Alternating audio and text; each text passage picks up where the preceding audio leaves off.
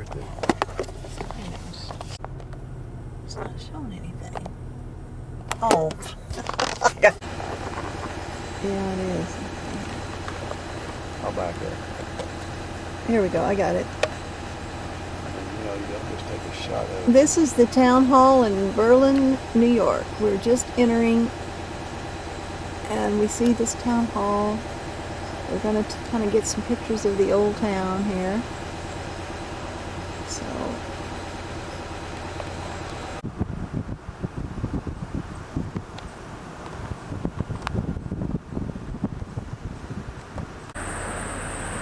this is a little mountain in the background. It's Highway 22 that goes through Berlin.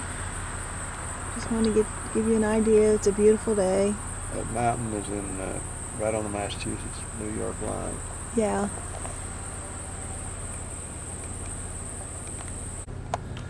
We're driving down the center of what used to be, I guess, the old town of Berlin. I'm not quite sure.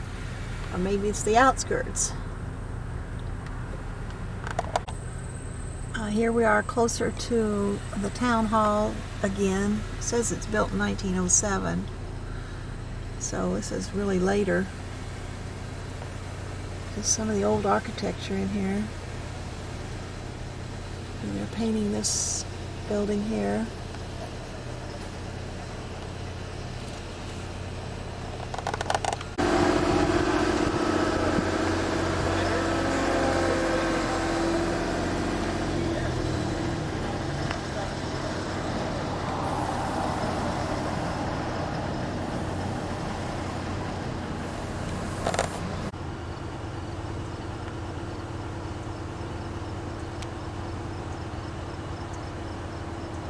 Oh, look at Kent's sugar house over there. We ought to do that for Kent. See the sugar house up to the left? Now you gotta stop it.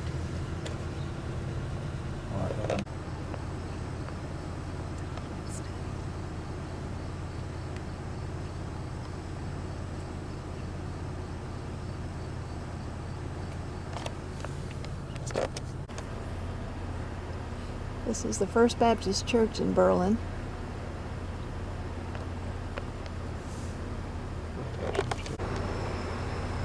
It says First Baptist Church, established in 1783.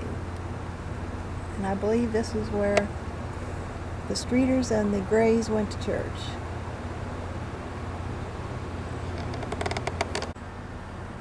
That's the church across the street. I'm not sure what kind. I think it's a Methodist church, but I'm not positive. In Berlin. We've got a lot of nice churches here. This is the old Berlin Hotel. Built before 1868. The porches were added between 1868 and 1883. The two front doors are store entrances. The side door is for lodging. I don't think Barzilai or Streeter had anything to do with this one, though. This is the old Center Berlin Cemetery. Mom's looking for all the Streeters in it.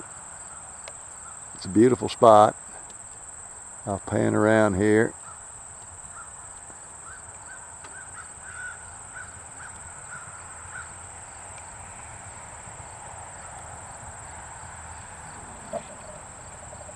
As you can see, the colors are just beginning to turn, and we've got another 6 days here, so we'll probably have quite a bit of colors before we're gone.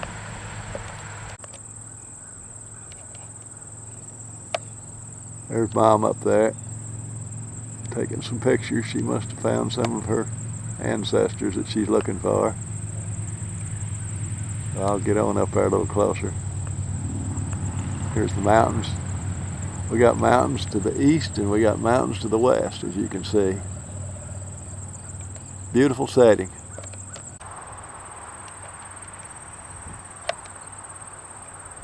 There's a nice little bit of color beginning to appear. Here's Mama. My sweetheart, it doesn't take her long to find these cemetery stones. I can come out here and look all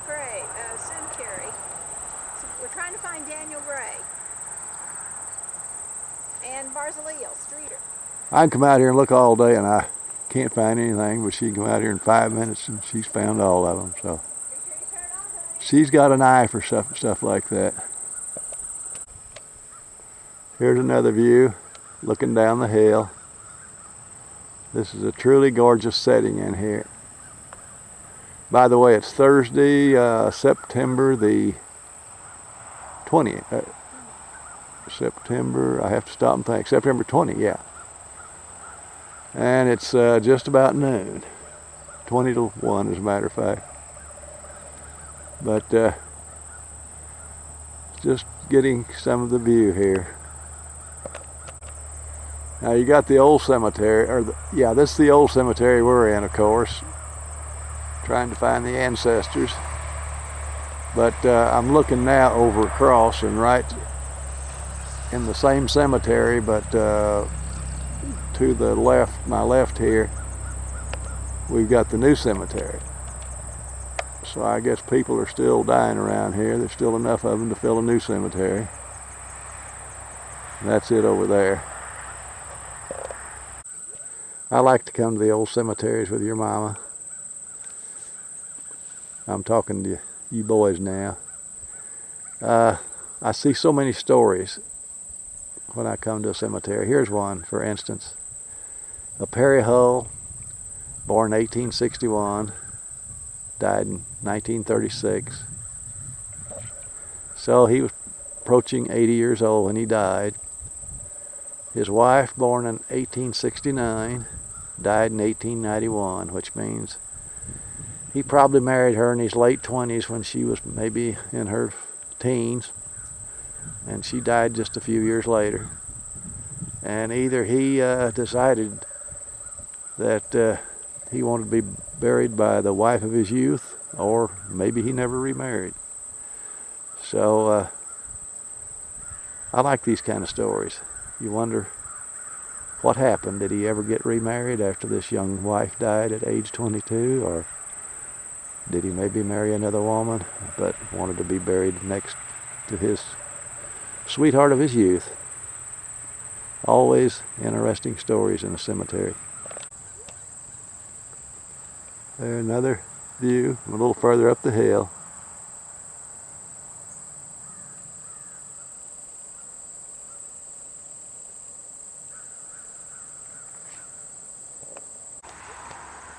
Well, here's another sad story. Here's a Dyer Smith, born in 1864, died in 1934, 70 years old. Ernestine Miller, his wife, who died in 1944. So they both lived well into the 20th century. But down below, here's Lena, born in 1891, died in 1918, well before either one of them died. And here's Wesley, born 1898, died in 1899 at 1 year old. So both of them had children early in their marriage, no doubt.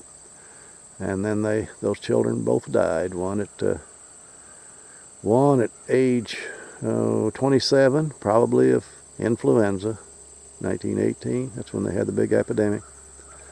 And then the little boy that died, only a year old. So another sad story. Here's a very old family plot that's surrounded by a cast iron fence. And Mom just said that one of the gravestones over there was dated what year, honey? He was born in 1740 something. Born in 1740, died when?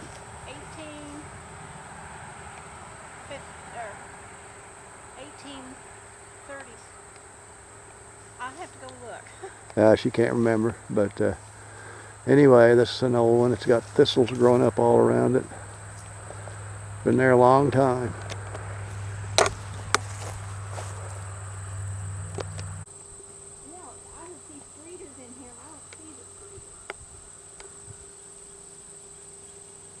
So why don't we go find find something to eat, and then we'll go over and see her.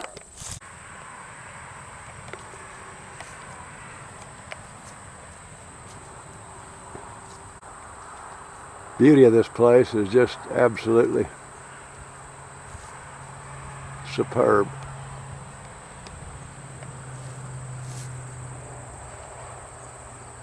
There's Mama. She just told me that we're going to have to go get something to eat. It's 5 till 1.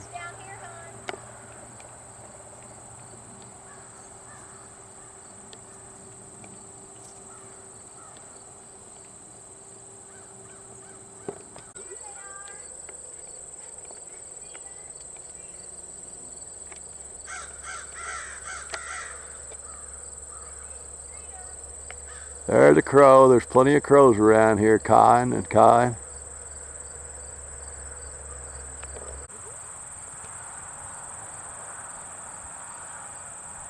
Here's an interesting story of Perry Hull, born in 1861, died in 1936.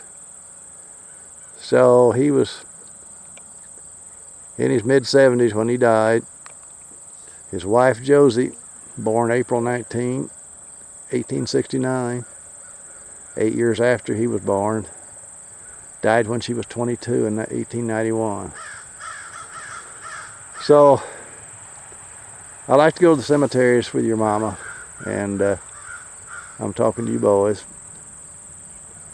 because I see stories, a lot of times sad stories, but stories of life.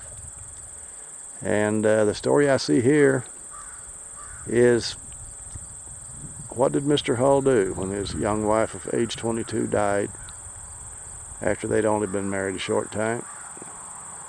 Did he decide that he didn't want to remarry and was buried here, laid to rest with the wife of his youth? Or did maybe he remarry later in life but still wanted to be laid to rest by the wife of his youth? Interesting story. I'll never know because we won't be studying this family, but you see interesting stories like this all the time out in the cemetery. Well, Mama tells me that she's finally found the Streeter tombstones. She told me a while ago we needed to go eat before she goes to see the lady, the local genealogical lady that knows all the genealogy of this area. We're going to meet her at 3 o'clock. It's 1 o'clock now, so I guess we will be moving out of here pretty quick. But this is a lovely place. It's been a lovely day out here. Temperatures in the mid-70s, clear as a bell. Colors are just beginning to come in. I'll show you this shot of the mountaintop up there. You see a little color up there. So it's just a beautiful day. Great to be alive.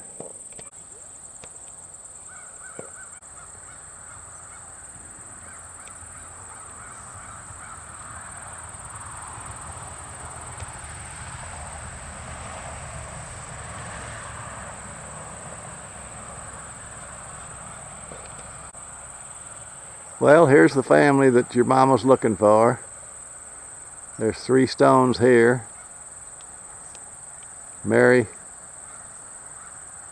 Streeter,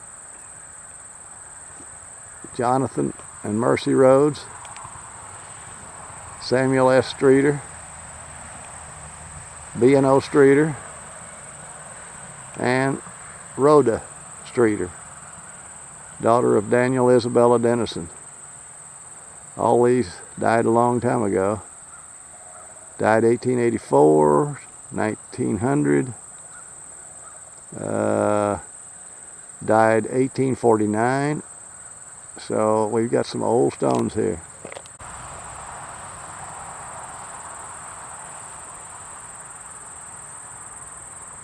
Well, here's the guy that fought at Gettysburg. We're in the family.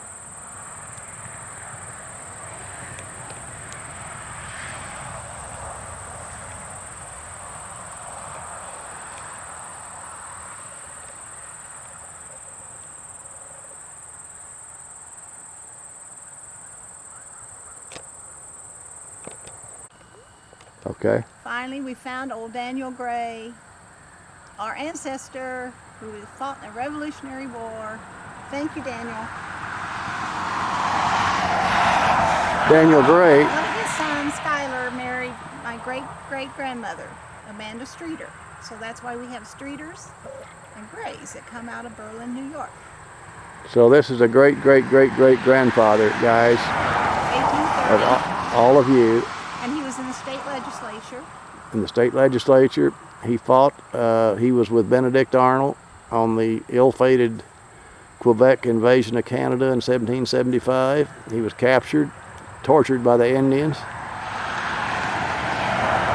and finally got his freedom back after being fed glass on a British prison ship. No, that was Fullerton. That was okay, that was another one. Mm-hmm. It got fed glass on a British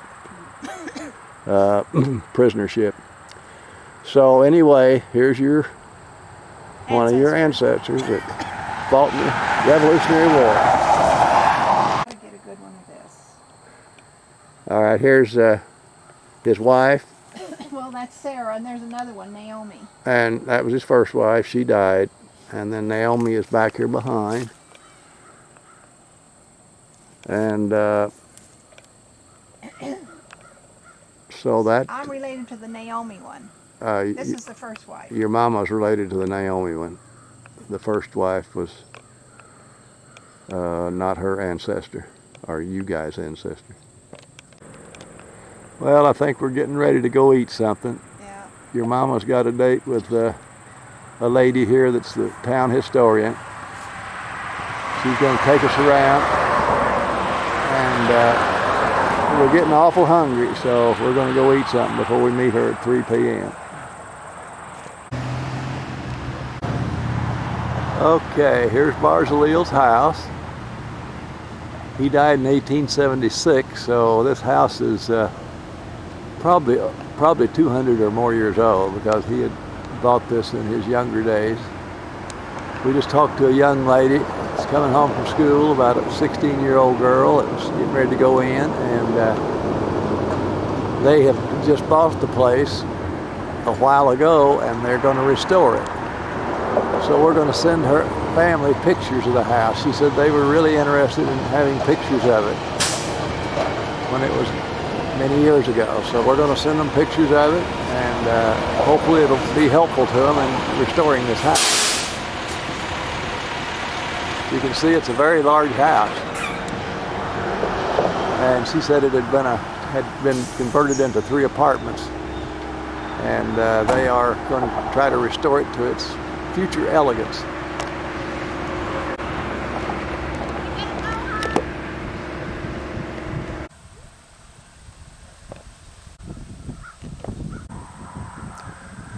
Well, here we are again the next day. This is, see, I have to stop and think. This is Friday, September the 21st. Another beautiful day. Temperature in the mid-70s, clear, and I see today there's a little more color in the foliage. We're back out here at the Berlin Center Cemetery, and it's absolutely gorgeous out here.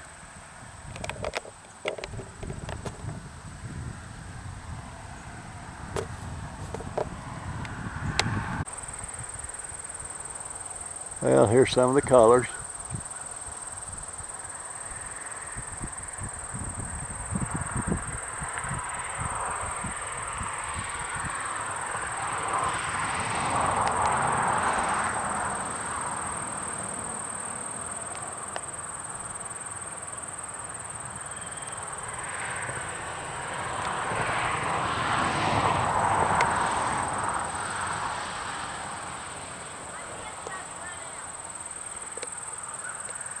Here's Mama, hiding behind the monument.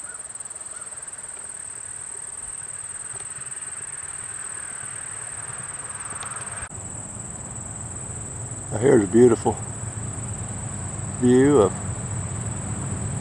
some sort of a flowering tree or two in the foreground here, and then foliage in the back.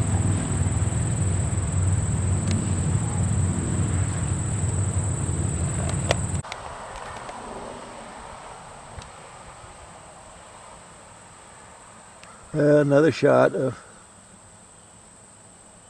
the beautiful colors. I'll try to telephoto in on this.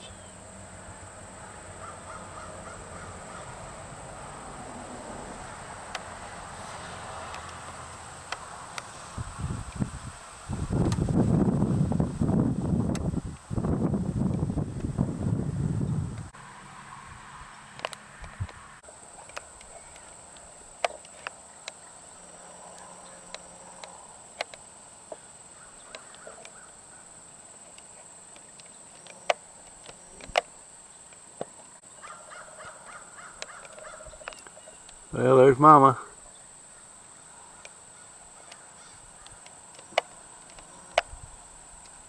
Hi, Mama.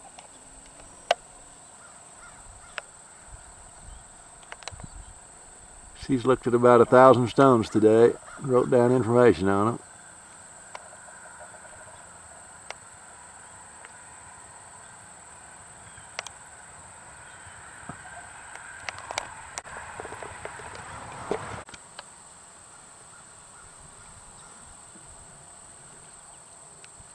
Hi, Mama.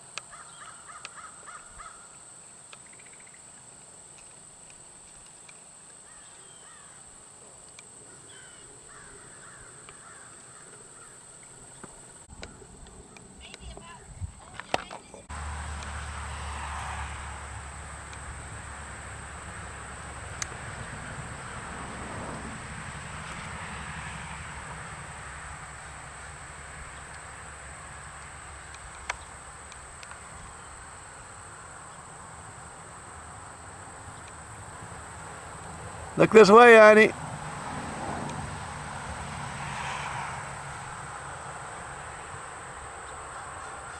Smile, you're on candid camera. I don't see Prince Harry or Prince William. Okay, that's enough.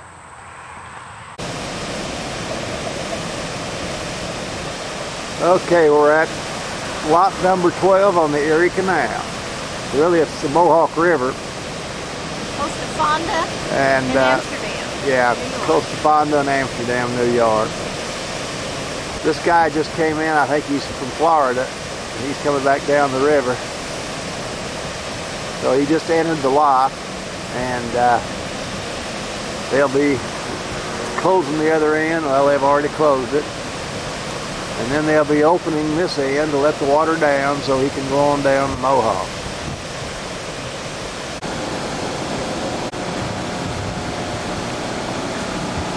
Here's the lock going open.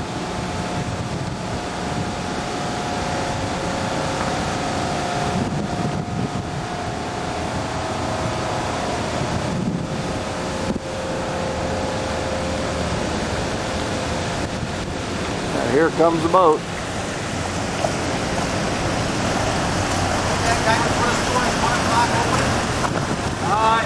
He'll probably make you wait till 1 o'clock.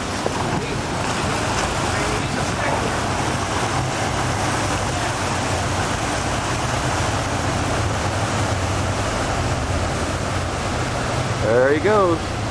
Jupiter, Florida. He's a long ways from home.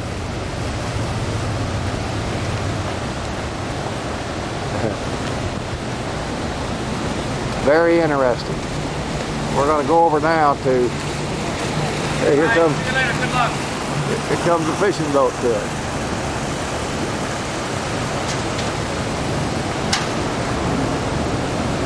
There go the locks back closed.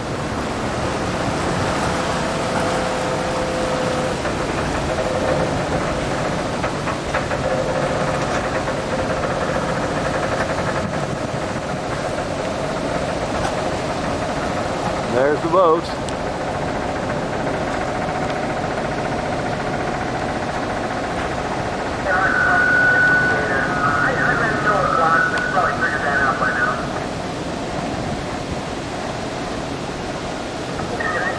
over here is the bridge.